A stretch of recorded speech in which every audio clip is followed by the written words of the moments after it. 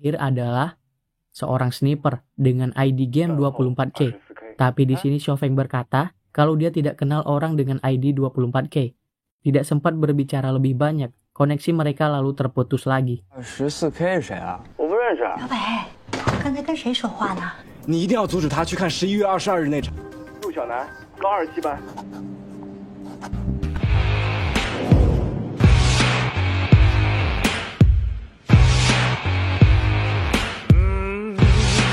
Keesokan harinya, diperlihatkan Xiaobei dan teman-temannya yang sedang berkumpul di sini. Xiaobei mengatakan kalau dia telah menemukan satu orang lagi yang akan direkrut menjadi tim mereka. Xiaobei mengatakan kalau dia menemukan orang itu di forum Crossfire. Dia adalah pemain solo dan tidak mempunyai tim. Gak pakai lama, mereka pun langsung berangkat ke tempat orang itu. Mas-mas itu ternyata adalah seorang pegawai barbershop. Rambutnya gondrong. Dia bernama Neza, spesialis AK-47, dengan role sebagai racer. Skillnya bisa dibilang di atas rata-rata untuk seorang publik. Dengan diiming-imingi gaji lumayan, dia akhirnya mau bergabung dengan mereka. 打着玩的，难道不想成为职业电竞？1小时20。大哥，你别踩我！ Keesokan harinya setelah pulang sekolah, Xiaobei langsung OTW ke warnet tempat dia dan teman-temannya janjian. Karena tim mereka sekarang sudah pas 5 orang, mereka berencana mabar untuk menyesuaikan kemampuan masing-masing dan kerjasama antara mereka. Namun ayahnya dari awal tidak setuju anaknya berkarir di bidang e-sport. Ternyata udah menunggunya di luar gerbang sekolah. Tapi berkat tekadnya yang udah bulat, dia berhasil menggocek mobil ayahnya dan langsung kabur meninggalkannya. Begitu sampai di sana, mereka langsung memulai permainan. Karena di sini Xiaobei yang lebih dulu riset tentang skill dari teman-temannya. Maka dia yang menentukan strategi penyerangan. Dan ternyata, kelima anggota musuh berada di titik A, tempat yang dijaga Jiayi atau Pandora, dan Neza. Xiaobei yang berada di titik B langsung melakukan rotasi. Namun di sini Neza langsung memperlihatkan skillnya dengan melancarkan aksi solo rush. 你们看看他啊，这键盘是哪吒不会。哦。 Dia dengan mudah mendapatkan triple kill dan di saat yang tepat, Xiaobei datang dan menyingkirkan 2 orang lainnya. Lalu saat break pertandingan, Cheng Ho menanyakan nama dari tim baru mereka. Di sini Xiaobei langsung mengusulkan nama Continue. Continue 战队。 Diambil dari gelang yang diberikan kakaknya waktu dia masih kecil. Dan juga dengan semangat ingin melanjutkan cita-cita kakaknya sebelum almarhum. Anggota lainnya pun setuju dan mulai saat itu tim Continue resmi terbentuk. 很霸气，我同意了。 Lanjut, saat mereka ingin memulai babak kedua, di sini ayahnya datang untuk menjemput Xiaobei pulang. Dengan berat hati, Xiaobei akhirnya meninggalkan teman-temannya. Di dalam mobil, Xiaobei lalu menghubungi Cuge. Dia menuduhnya telah memberitahu ayahnya kemana dia pergi. Karena sebelumnya, Cuge diberitahu kalau dia ingin ke warnet menyusul teman-temannya.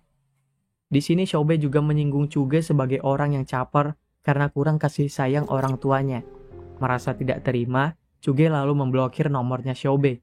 Xiaobei begitu sampai di rumah, dia juga menuduh ibunya membocorkan rahasia warnet tempatnya biasa bermain.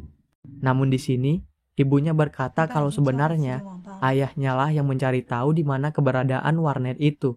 Ternyata ayahnya adalah seorang polisi dan dia telah memerintahkan seluruh warnet yang ada di sana menghubunginya ketika melihat Xiaobei datang. Di sini Xiaobei merasa bersalah kepada Cuge karena telah menuduhnya dan berkata sesuatu yang agak berlebihan kepadanya. Dia lalu memutuskan untuk menemuinya dan untuk menebus kesalahannya, dia memberikan semua catatan yang diperlukan Cuge untuk belajar. Beralih ke Chauvin yang sedang ditelepon oleh Anlan karena panik ada orang yang menggedor kontrakannya. Nggak pakai lama, Chauvin langsung pamit dari kerjaan dan bergegas pulang. Ternyata orang itu adalah Sue.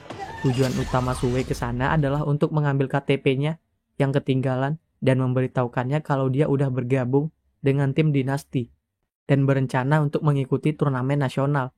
Lanjut, besoknya kebetulan Chauvin ditugaskan atasannya untuk turun ke lapangan saat sedang negosiasi ke warga. Tiba-tiba ada insiden yang menyebabkan pintu kandang babi di sana rubuh dan membuat babi-babi itu kabur. Dia lalu melihat babi yang masih kecil berlari bebas keluar. Di sini dia menyadari walaupun babi itu belum tentu bisa bertahan di luar, tapi dia bisa memilih untuk bebas daripada hidup terkurung di dalam kandang. Karena mendapat ilham, dia lalu memutuskan untuk resign dari kantornya dan hidup untuk menjalani impiannya menjadi seorang pro player.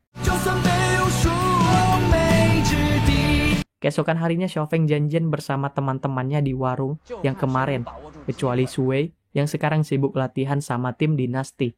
Di sini dia mencoba meyakini teman-temannya untuk kembali membentuk tim dan melanjutkan mimpi mereka. Awalnya mereka agak ragu, lalu akhirnya sepakat nasib mereka akan ditentukan dengan melempar koin keberuntungan tim mereka. Setelah berkali-kali lemparan, koinnya selalu menunjukkan hasil yang sama, yaitu win, selalu menghadap ke atas.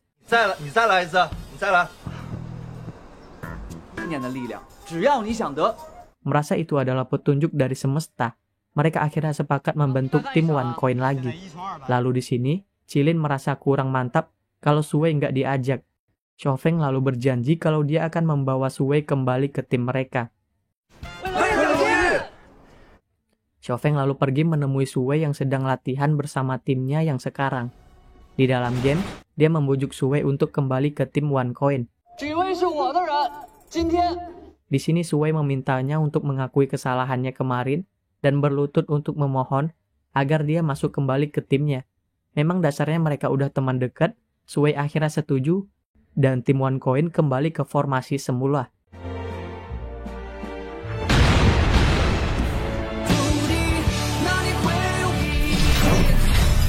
Beralih ke tahun 2019, di sekolah Xiaobei diperlihatkan juga yang kegirangan dapat nilai 37. Dia lalu berterima kasih kepada Xiaobei dan berjanji akan meningkatkan nilainya lagi. Baru sempat kegirangan sebentar, tiba-tiba ketua kelasnya datang dan memberitahu juga kalau dia dipanggil oleh kepala sekolah. Ternyata di sini kepala sekolah akan memberikan SP1 untuk murid-murid yang selama ini nilainya paling rendah di sekolah itu. Namun karena sifat barbar alaminya juga, dia malah menghancurkan tanaman-tanaman milik kepala sekolah di ruangannya. Emosi melihat juga, Pak Kepala Sekolah lalu memintanya untuk memanggil orang tuanya datang ke sekolah. Xiaobei yang mengetahui dari ketua kelasnya kalau Cuge terancam di DO, langsung menyusul ke ruangan kepala sekolah. Di sini Xiaobei langsung menyelamatkan Cuge. Dia menjamin nilai Cuge akan membaik dan mempertaruhkan dirinya ikut di DO kalau Cuge gagal meningkatkan nilainya. Lanjut keesokan harinya Xiaobei bersama teman-temannya pergi ke sebuah warnet dengan menyamar karena warnet tempat mereka biasa main udah ada intel yang diperintahkan oleh ayahnya. Mereka akhirnya berhasil untuk masuk dan langsung menempati ruangan kosong di sana. Di sini Wang Ke langsung menantang orang-orang yang ada di sana untuk bertanding. Namun ternyata ruangan yang mereka pakai ternyata udah di-booking oleh salah satu tim VIP di warnet tersebut. Tim Continue lalu menantang mereka bertanding dengan kesepakatan siapa yang menang boleh menempati ruangan itu. Dari awal match, tim Continue sudah mendominasi dengan double kill dari Pandora. Dilanjutkan dengan kerjasama Neza dan Xiaobei, lalu diselesaikan oleh Cheng Ho dan Wang Ke yang mendapatkan kill dengan menyingkirkan ketua tim lawan.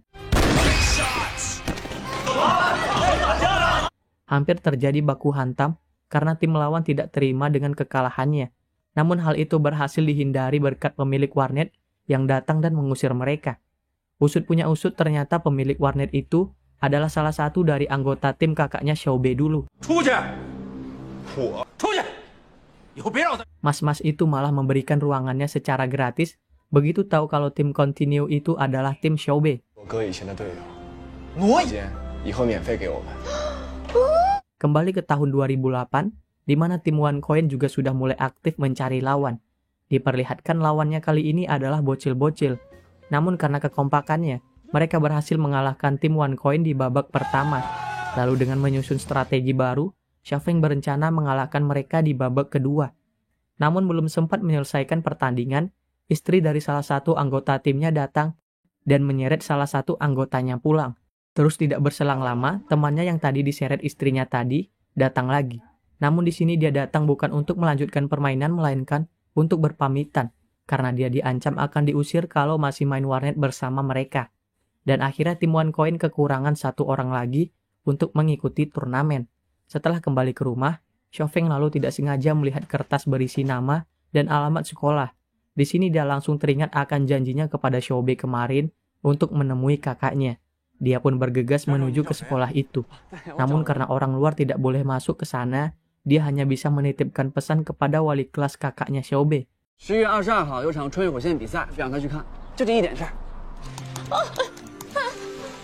Lanjut, saat kembali ke rumah, dia tidak sengaja melihat Anlan sedang mencoba main Crossfire di kamarnya. Melihat hal itu, dia langsung mendatanginya dan mengajarinya bermain. Di sini Anlan berkata kalau dia tertarik mencoba game itu setelah melihat catatan teknis milik Xiaofeng. Menurutnya isi catatan itu mengandung teori-teori matematika yang cukup menarik perhatiannya. Mendengar hal itu, Xiaofeng langsung membawanya ke warnet untuk mengajaknya bermain dan merasakan atmosfer permainannya secara langsung. Setelah dibuatkan ID dan karakternya, Xiaofeng lalu memulai mengajari Anlan dasar-dasar game tersebut.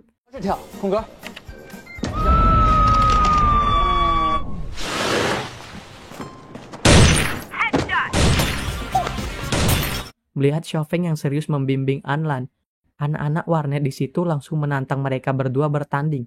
Tanpa ragu, Anlan langsung menyetujuinya, walaupun di sini dia menembak aja belum becus. Namun berkat kehebatan Xiaofeng, mereka dapat dengan mudah mengalahkan anak-anak itu.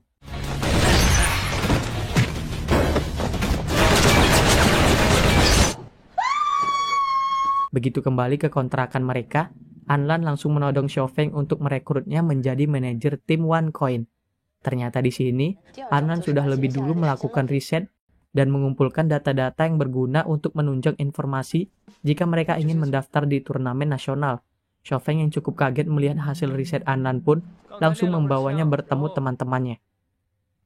Namun begitu sampai di tempat nongkrong teman-temannya, Xiaofeng mendapat kabar kalau salah satu temannya yang bernama Aming, dia sedang pergi ke warung dan belum kembali selama 1 jam. Setelah diperiksa dari rekaman CCTV, ternyata terlihat kalau dia telah diculik oleh segerombolan orang dan dibawa dengan mobil. Beralih ke Xiaobei di tahun 2019, diperlihatkan di sini dia berusaha keluar rumah untuk menyusul teman-temannya karena hari ini mereka ada pertandingan yang sebelumnya mereka daftar. Namun di sini ayahnya Xiaobei mengetahui kalau Xiaobei berniat pergi ke warnet, maka dia membawa Xiaobei ke tempat kerjanya dengan maksud untuk mengawasi Xiaobei seharian. Singkat cerita, ayahnya mendapat panggilan untuk turun ke lapangan. Jadi mau gak mau, Xiaobei harus ditinggal dan kursi rodanya diborgol agar tidak kabur. Namun inilah satu-satunya kesempatan Xiaobei. Xiaobei berusaha keras untuk melarikan diri. Begitu melihat kurir paket, dia langsung meminta nebeng dengan alasan urgent. Dia jalan, dia juga menelpon Cuge dan memintanya untuk menemuinya di kantor kurir itu. Di sini Xiaobei juga memintanya untuk mencarikan kursi roda. Cuge yang agak bingung lalu hanya iya-iya aja. 楚大侠，你现在能不能帮我？我救急了，楚大侠，一定要送到啊！快啊，快啊，快啊！大哥，你什么？那边，前面右转。